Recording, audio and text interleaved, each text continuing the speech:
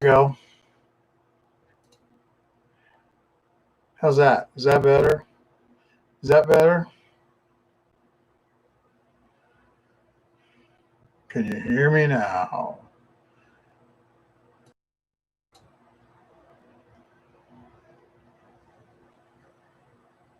Well, let's see. Let me see something.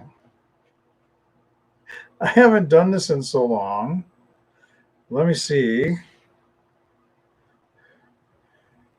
if I have sound. If I have sound.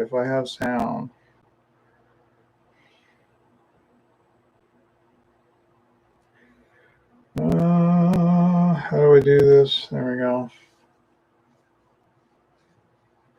Sorry, bear with me here. There I am. Do I have sound? There I am. Do I have sound? I do. There I am. Do I have sound? I do. There I am.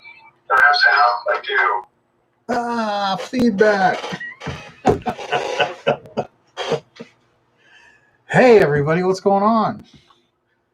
It's been a long time. I don't have a good excuse. You have a lot of sound. Am I supposed to be offended? I don't know.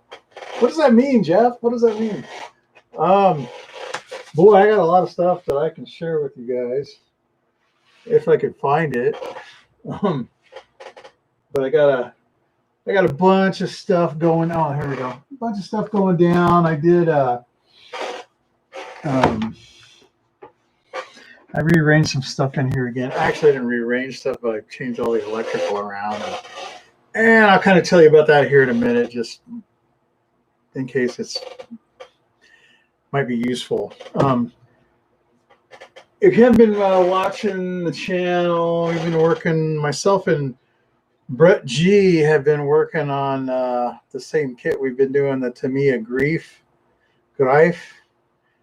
And I was actually sitting here today for a little bit working on the top, the interior top.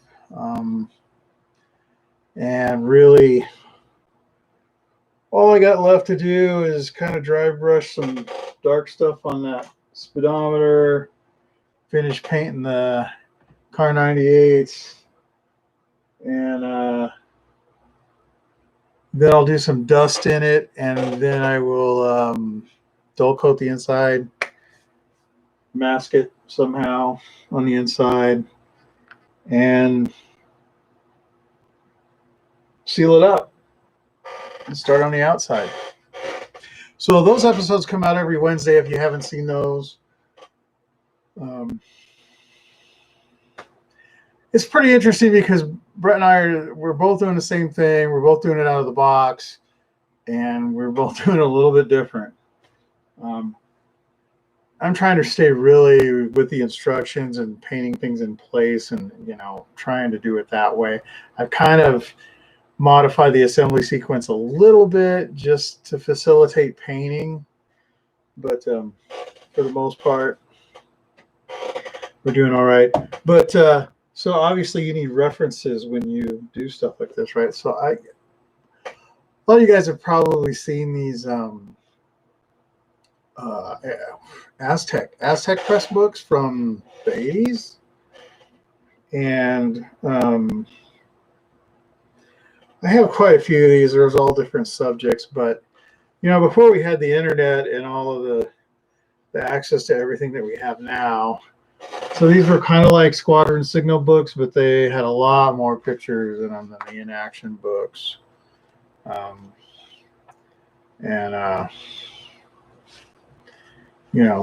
So back in the day, these were the thing to have. And before the internet just took off with all the reference photos and stuff that were out there, these were worth quite a bit of money. But I think since the internet took over, I don't know that they really have much value. It doesn't matter. I'm not selling them. Yeah, so here is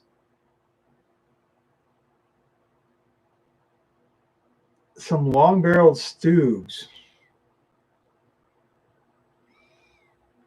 These must be like F2s or something, or early Fs or something.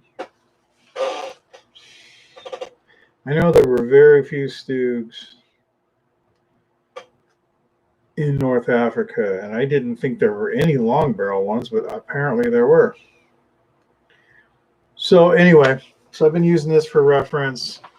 I'm going to be doing a little vignette with some figures. So I got my my Osprey uniform, Africa Corps uniform book, which has all these color plates in it, and whatnot. A bunch of pictures. You know, I got pictures of the officers and stuff in here and whatnot. I don't know. This is the only one of these books that I have, so I don't really know what the whole lineage is like. But they have these color plates, you know, that explain what you're looking at and what they're wearing and stuff. So, and I know you're looking at that guy in that greatcoat going, what are you doing wearing a greatcoat in the African desert? Because it gets cold in the desert. If you've ever spent any kind of time out in the desert, it gets cold. It gets hot, but it gets cold at night. Really cold. It's got all the badges and whatnot, and vehicle markings and uniform insignia and all that good stuff. So so that's what we're doing. That's what's on the board for right now. And the other thing that I need to get on, and I know I've been saying this for forever, the Coral Sea's got to get done. It's got to go to Denver the 24th or something. So I need to actually, I'm going to mask all the deck markings and stuff. So I'm kind of thinking to myself, well, maybe I should paint it white and then mask the markings and then paint the gray. Even though I've already got the gray on there. And that's probably what I'm going to do. The more I think about it, the more I'm like, yeah, that probably makes more sense. So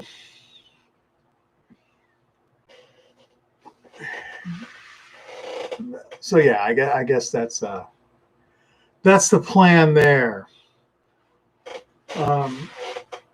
So what else have we got? I got a whole bunch of stuff since the last time we talked. I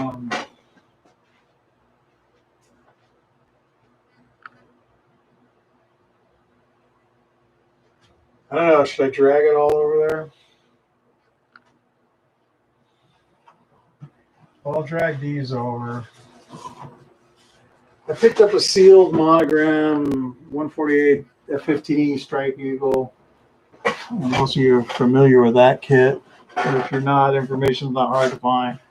And I got my old original boxing monogram A10. Secondhand, but Squadron, I don't normally buy from Squadron. Once in a great while.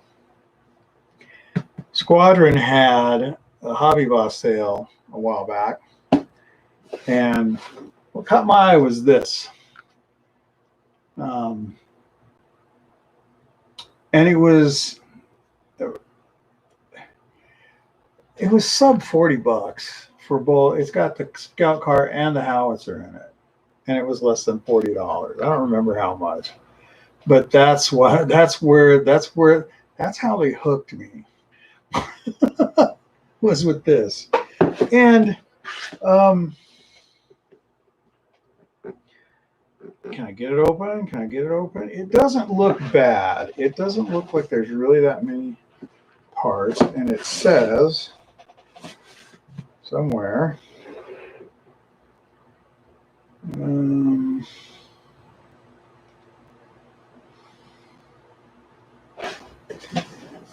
don't know.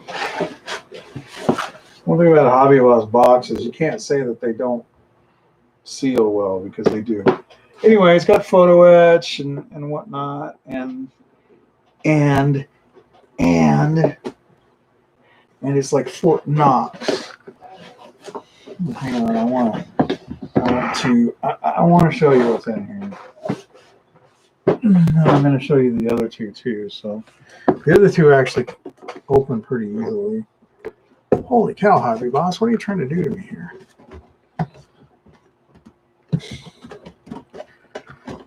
Man, that's a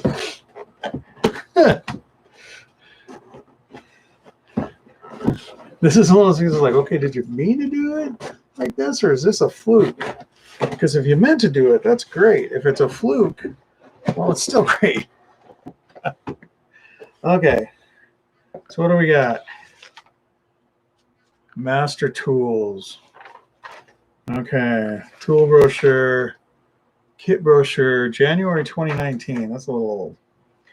So what they give you is they give you directions for the scout car, and then they give you the directions for the gun. So they just took the two kits and threw them in one box.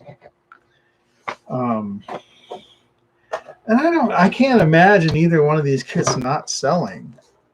They have an early and a late on the scout car, and I don't know what the difference is, and I don't really care, but so the instructions are pretty typical Hobby Boss instructions. Nothing fancy. Nice color painting guide.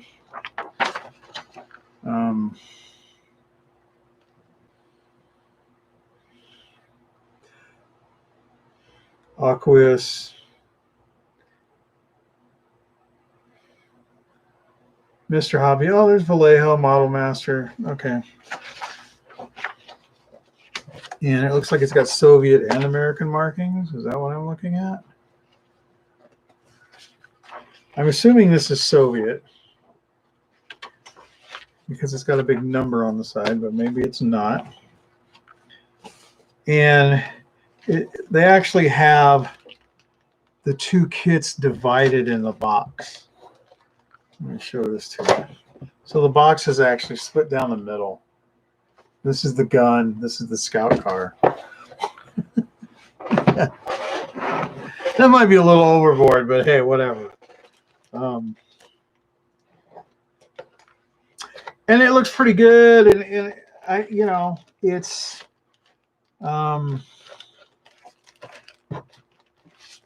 I don't know what the reviews are like. There's photo etch, clear parts. I'm not going to take it all out of the bag, but bags.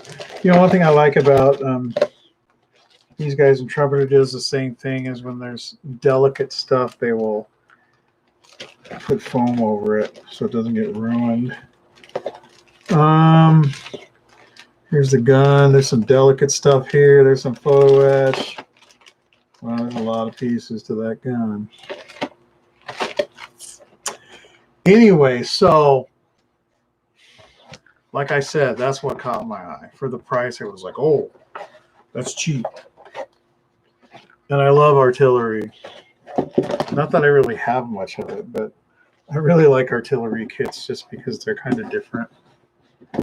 You know, and a lot of times people look at an artillery kit, oh, how hard could that be? Well, with the molding technology and stuff that they have now, it can be as hard as they want to make it, because they can make some really small stuff. And so this is the M3A1 Pershing, and this is actually Korean War era, but that's okay. I'm looking for a parts count.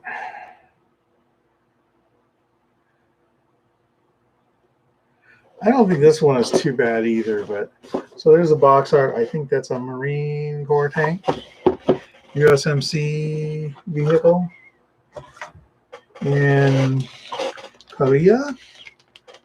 Again, typical Hobby Boss stuff. Looks good, not too crazy. Bathtub style hull, two-piece turret. bathtub lower hull, rubber tracks, vinyl tracks, rubber tracks, whatever you want to call them. Let's see. The upper hull appears to be in multiple pieces. Individual suspension arms. It doesn't look bad. You know, there's quite a few screws here, but it doesn't look horrible like some of the other kits that I have.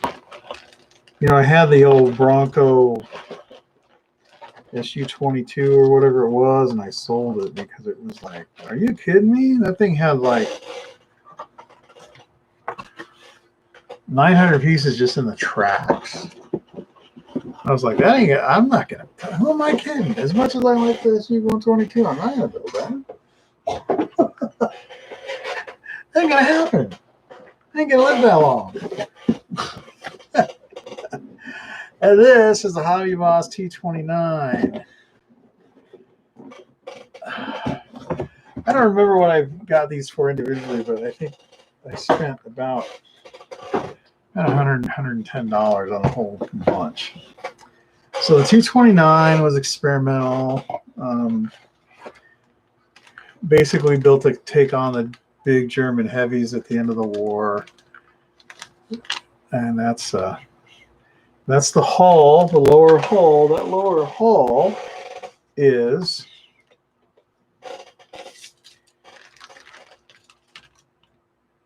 seven and a half inches.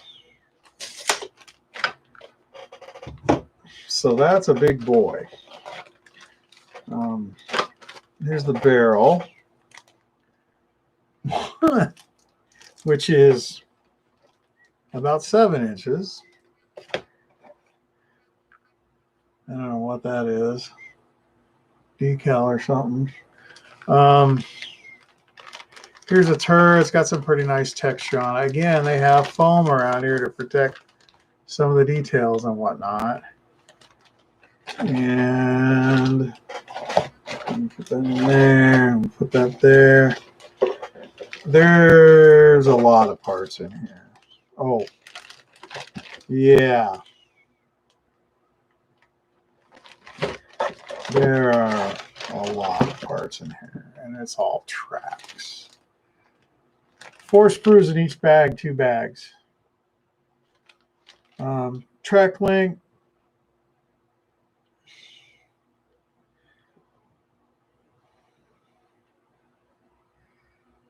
Wow. Individual end caps. Individual teeth. It looks just like the SU-152 tracks.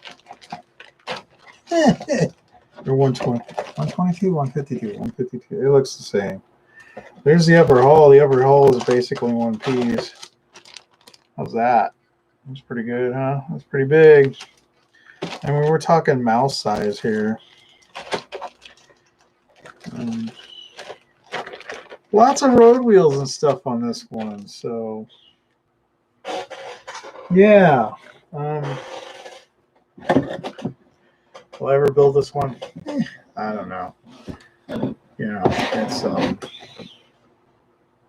it's interesting, but it's, you know, I'm really more into operational stuff. But I must have got a good deal on it. You know me and good deals. So what else? I got. I don't know if you guys have seen the new Airfix armor kits that are out. But I picked one up yesterday. I was up in the big city and got.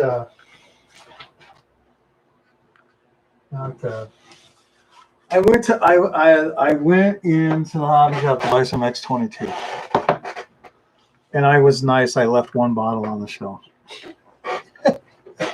so I didn't clear them out. I thought about it, but while I was there, so I'm talking to the owner, Chris, and he's like, Oh man, I'm building a new Airfix Tiger kit. It's amazing. You know, it's great. It's low parts count, goes together nice. Blah blah blah. Really? And he's like, best of all, it's like half the price of anything else. 47 shipping on Amazon plus tax. Okay, well, I got it for $37.99 at the LHS. And there's three different versions. This is the early version. There's a mid. I think there's two earlies and a mid or something. I don't know. I don't remember. Anyway, let me show you this because this is pretty cool. I mean, when you consider that the other Tiger kits out there, including the old Tamiya ones, what they're going for, and I got this $38 right off the shelf at the LHS, which I'm sure you can get it cheaper, but you know, you got to support your friends once in a while, right? So I'm told this is the Academy plastic. I don't know. I've never had the Academy one, but rubber tracks. Obviously, we're going to have individual suspension arms. You know, I know that Academy has re-released some old Tamiya kits in the past. I don't know if this is Tamiya originally or if this is Academy's original mold. It doesn't look like a Tamiya mold. It's got some other details and stuff that I wouldn't expect for an old Tamiya mold. Anyway, so yeah, you know, it's got the detail where the sponson's bolted to the hull and whatnot on here, which is pretty cool. I have no idea what these holes in the bottom are for. Maybe they're escape hatches or something. Turret split down the center. There's the top. Turret basket, all that stuff. The gun barrel is in two halves. That's kind of interesting the way they have that. Let's see here. Oh, 2 figures. 3 figures. 4 figures. It even looks like some of them are in DAK dress. The hole is for the toilet. It looks like some of them are in DAK dress and some of them are in Continental dress, which would be super cool. There's the air cleaners and stuff. So this is probably one of this early sprues to make it an early. Here's all the suspension arms and stuff. Fender skirts, suspension arms. Don't know what those are. Here are the wheels. I don't know what these black things are. No idea. I don't know. Do tigers live in the woods? And then here's the upper hull. Some of the other stuff and the spare tracks. Now this comes with markings for Tiger 131 and for another Tiger in Sicily, for Tiger 211 in Sicily. So Chris made me promise, he's like, you got to build the 131 because I'm building the Sicily one. His dad was in Sicily. And I'm like, okay. That's what I plan to do anyway. That's the only reason I bought it. And he's like, oh, you got to go check it out. And I picked up the box and I looked at the side and it had Tiger 131 on the side. I'm like, I'm mine. I'll take it. So what do we got here? Maybe these are all Continental uniforms. Yeah, looks like they are. There's like a, I don't know, there's the figures. the painting guy for the figures. So,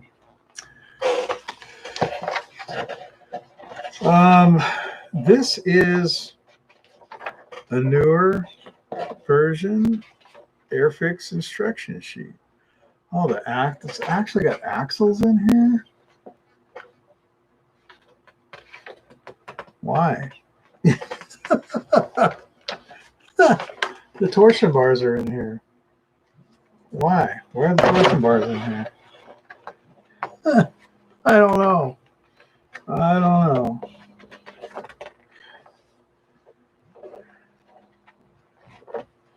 Typical melt together tracks.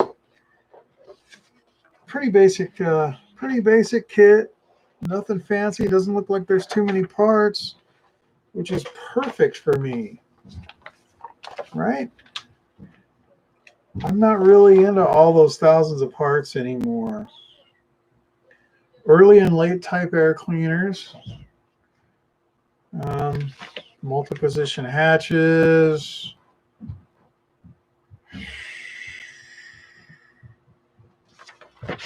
Cool. I like it. Am I as tired as I look? Yes. Yes, I am. Yes, I am. Okay, there's that. We'll put this all back. Really, here's what I'll say. You know, when I was building that 109, and I kept saying, you know, it's not a great kit, but it's not a bad kit, because of where the price point is. But because of where the price point is, you could get something better for very little, for not much more expenditure. That was kind of my issue with the 109E kit. I don't have that issue here because the price point on this is ridiculously low. So they had this. They had an M36 Jackson, and they had a T3485. And they were all $37.99 on the shelf. I'm sure you can get them for probably $5 or $6 cheaper, maybe somewhere. But by the time you pay shipping, I mean, if I would have had a wallet full of money, I'd have bought them all. I don't know why, but I probably would have. But so yeah, so I'm really this is definitely going to get built because it's not going to be overwhelming. And yeah, I've got a bunch of North Africa stuff in the queue, and I might batch build it all just because then I can paint it all at once. So there's that. If you're an armor person and you like the simplistic stuff, you're not into the crazy 1,500 piece kits, check these out. They're definitely worth the money. You know, if you got a youngster that wants to get into modeling, or you want to get into modeling, that would be perfect, really. The other thing I picked up was this, because I do have the Tamiya LRDG. Another one. I built one when I was a kid. I have another one. And so I have this master box figure set, and I have another resin figure to do a little visionette with. So I saw that, and I'm like, oh, I better grab that. Because you know what happens is you don't grab it, and then when you want one, you can't find one.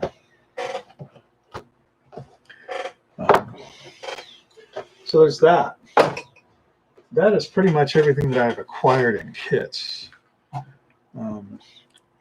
I've gotten some new materials, but nothing, nothing groundbreaking or earth-shattering. Just some other, some other minor stuff. But can I do this? Will this work? Can I take this off of here and kind of go like this? There. How's that? Okay. So here's what I've done over here.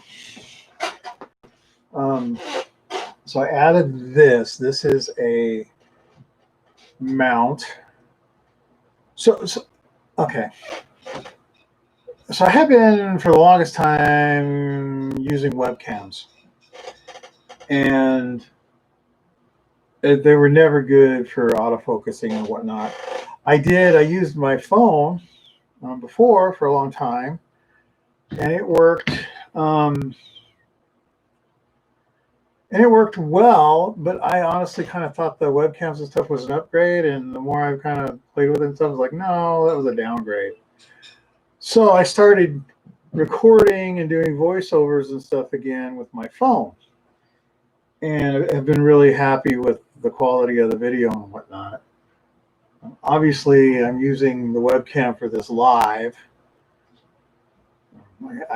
I could do it with this. I'm just not sure what the sound quality is. What I do is I record, and then I do an overdub with my headset here with the mic. I got this. This is what the hell is this thing? Razer Net-Free or something.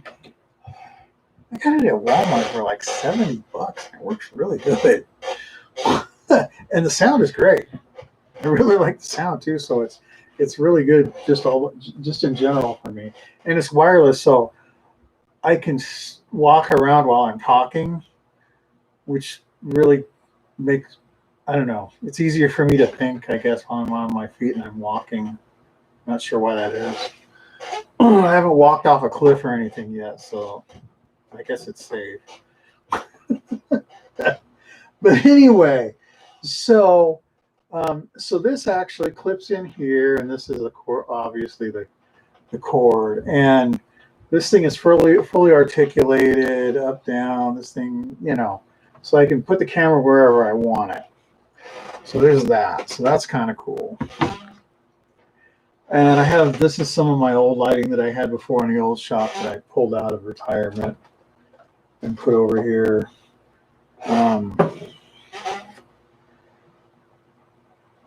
So this is basically my modeling bench. So what I did, I don't know if you can see here, I have this power strip up here. If you go to Home Depot's website, they show it's the only one they have that has the LED lights in the ends. And they're kind of cool. They're not really that useful, but they're there. So what I had as of this morning, what I had was that power strip, 2 of these, and basically was using all 4 wall outlets that I have for all of this stuff, and it's all on the same line, and that's why I had all this stuff plugged in. I'm like, that's probably not great. And the issue I was having is that when the wind blows, we got some really flexible trees around this part of the country, and they'll rub on the lines, and the power will drop. It comes right back on, but it drops. Well, when you're processing files and the power drops, that's not a good thing. So I actually went yesterday and I bought a small UPS battery backup. So I took all of this stuff out, unplugged everything, pulled it all out. So now what I have is the battery backup. It's got all my computer stuff plugged into it, like it should be. And then I have this one power strip, and everything else is plugged into there. My danger light's not on. Let me turn on my danger light.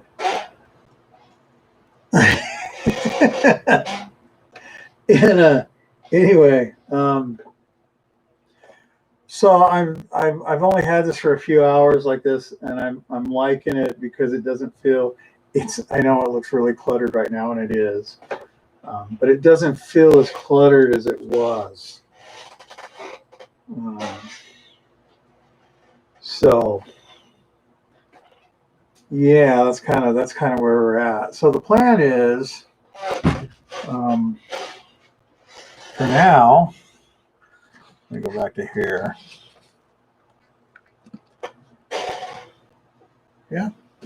Okay, so the plan for now is to, no, hang on, sorry. There we go. There we go. The plan for now is, you know, this thing's on a schedule. I have to, so basically what we're doing is we're doing 1 page of the instruction per week. So right now I am doing 12, 13, and 14.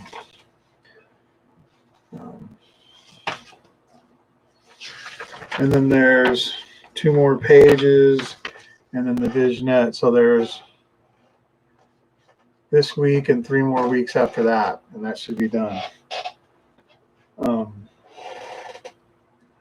I've also, like I said, I got to do the Coral C, and then believe it or not, the B29 is going to come down. And I've kind of come to grips with the fact that B29, I'm going to have to not do some things that I kind of want to do. If I want to finish it, I have to make some compromises. Imagine that. You know how that is, right?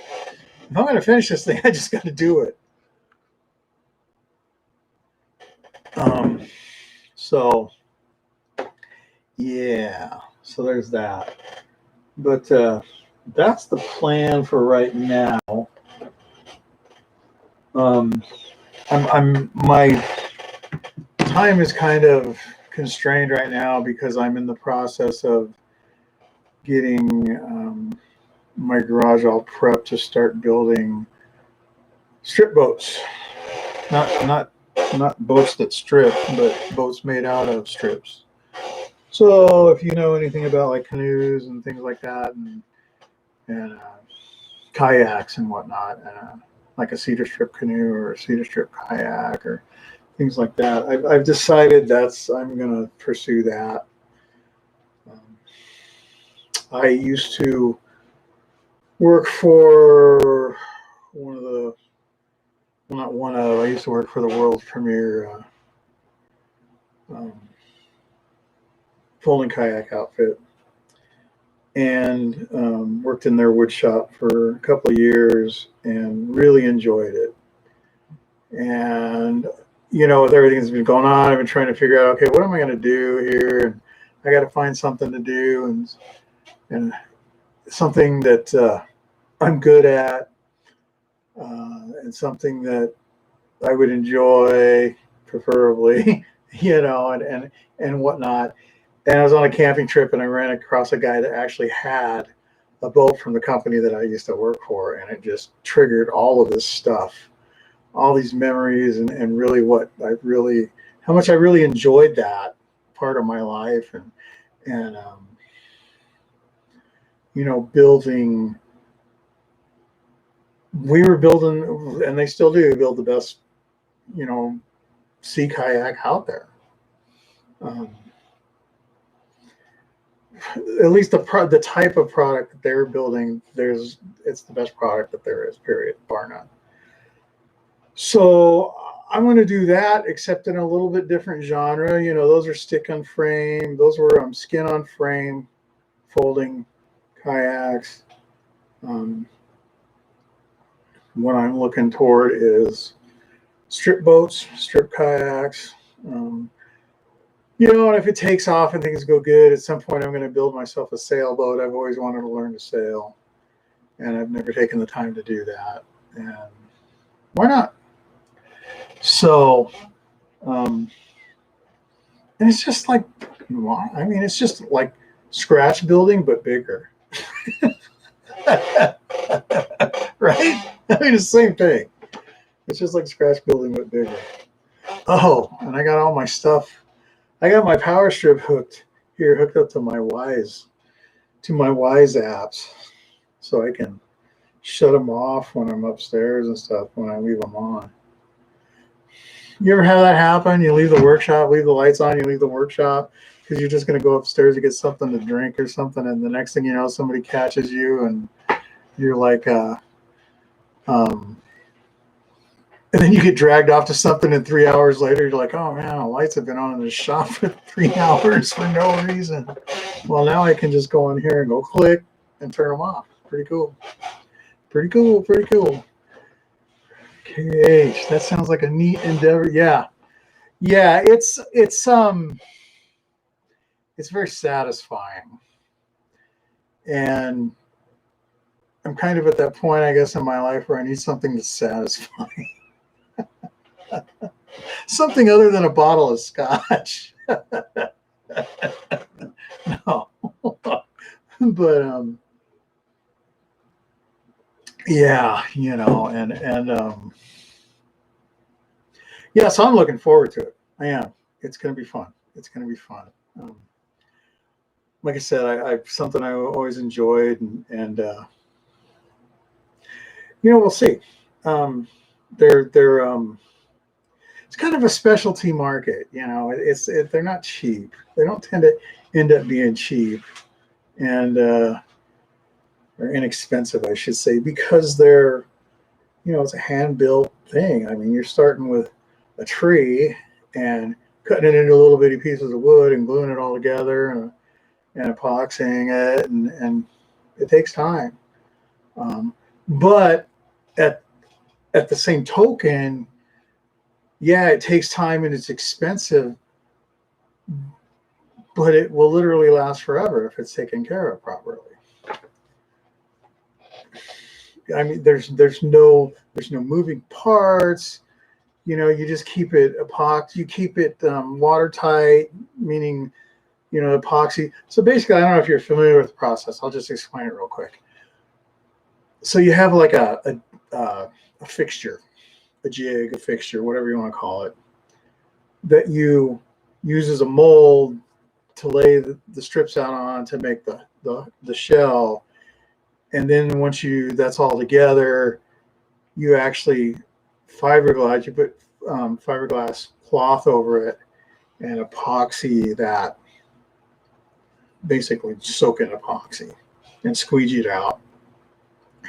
Once that's done, you trim the edges, pop it out, flip it over, do the same thing to the inside, and then you can start putting your gunnels and your ribs and your seats, and basically doing all the finish work and stuff. Like I said, time consuming. They're beautiful when they're done. Absolutely beautiful. So yeah, you know, and once that gets up and running and whatnot, I'll do some videos. Maybe not on this channel, maybe a different channel. But that's going to end up taking up a lot of my time. So it already is taking up a lot of my time, to be honest. But you know, I'm still down here in the shop, so I'll still be here. Got it. Thanks for explaining.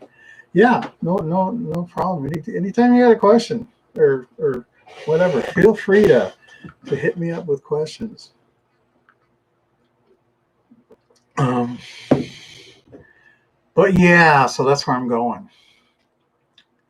But that's it for now. I shared all those good kits with you. And the 250, the Greif here. Oh, I should show you this. Don't tell anybody about this, okay? See that track in the back? Focus. There. It doesn't meet up below that idler. Well, the instructions weren't very clear. And that stuff was all, that stuff all solidified before I could fix it. So that's why I'm doing a visionette, because I'm doing the whole deal with the visionette is so I can hide that. But don't tell anybody. Okay? We're the only ones that know. All right?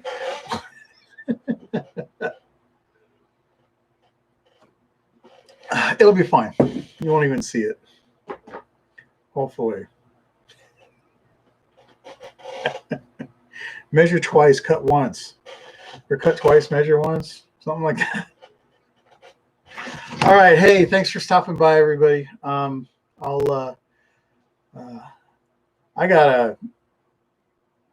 It's hot down here. I got to get out. I don't know if you can hear the fan running, but it's helping, but it's not helping enough.